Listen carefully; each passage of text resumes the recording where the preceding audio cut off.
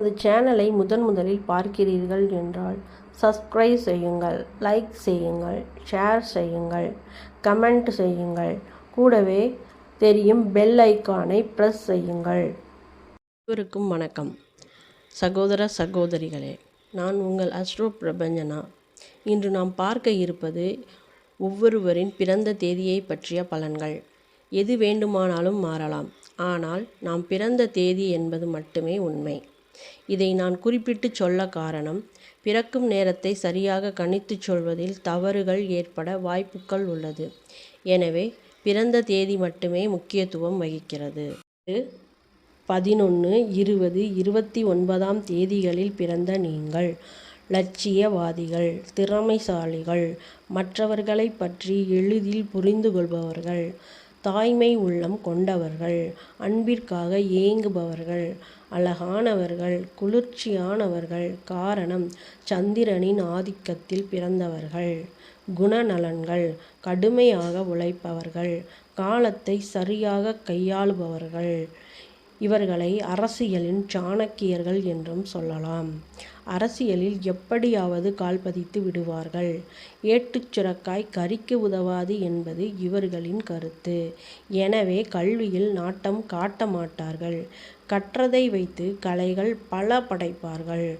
கௌரவம் மிக்கவர்கள். சந்திரனைப் போல இவர்கள் வாழ்க்கையில் வளர்பிறையும் உண்டு, தேய்பிறையும் உண்டு. மனதிற்குள் காதல் கோட்டை கட்டுபவர்கள். பெரும்பாலும் அது அவர்களின் குடும்ப சூழ்நிலையால் அணுகுண்டு வைத்து தகர்க்கப்படுகின்றது என்றே சொல்லலாம். பிறகு விதிவிட்ட வழியென்று தங்களை தாங்களே தேற்றிக் கொள்வார்கள். பெரும்பாலும் பெற்றோர்கள் பார்த்து அமைக்கும் திருமணமே நடக்கின்றது. ஆனாலும் அதிர்ஷ்டசாலிகள் நீங்கள். காரணம், ஏதாவது ஒரு விதத்தில் உங்களை விட உயர்ந்தவர்களாகவே வாழ்க்கை துணை அமைகின்றனர்.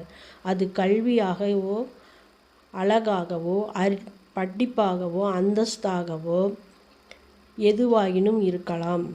அதுவே உங்களுக்குள் காலப்போக்கில் ஒரு தாழ்வு மனப்பான்மையை அமைத்து விடுகின்றது என்பதால் நிறைய கருத்து வேறுபாடுகளுடனே வாழ்க்கை செல்லும்.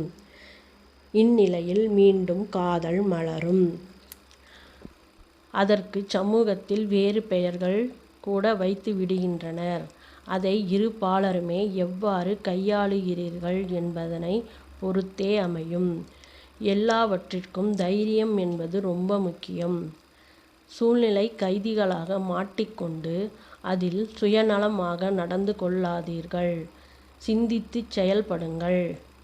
இது வேண்டும், எது வேண்டாம் என்பதை முன்கூட்டியே முடிவு எடுங்கள்.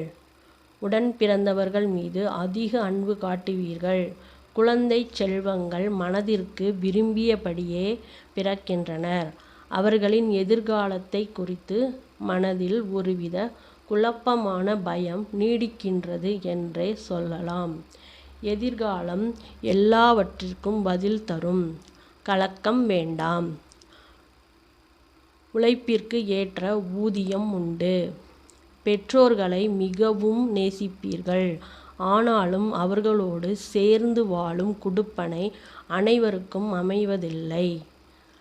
அடுத்தவர்களிடம் கைகட்டி பிழைக்க விரும்ப மாட்டீர்கள். அதனாலேயே சொந்த தொழிலை அமைத்து கொள்வீர்கள். அதில் நானே ராஜா, நானே மந்திரி என்பதே உங்களின் கொள்கையாக இருக்கும். தான தர்மங்களில் செய்வதில் வள்ளலார் ஆவீர்கள். வாழ்த்துக்கள் நண்பர்களே. வாழ்க்கை வாழ்வதற்கே. வெற்றி நிச்சயம் உங்களுக்கே. நன்றி.